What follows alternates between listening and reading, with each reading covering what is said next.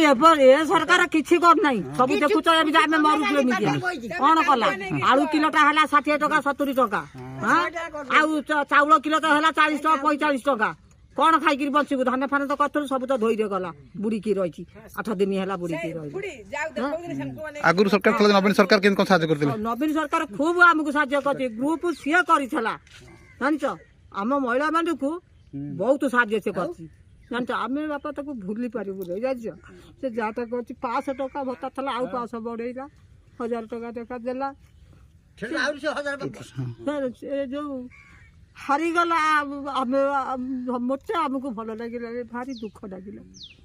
से जब तो था सत कथा बापा को कहूँ से जा आमको साहाय्य कर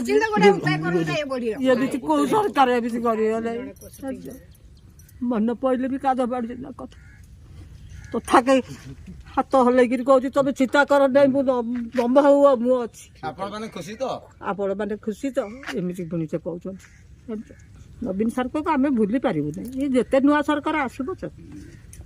आम भूली पारू।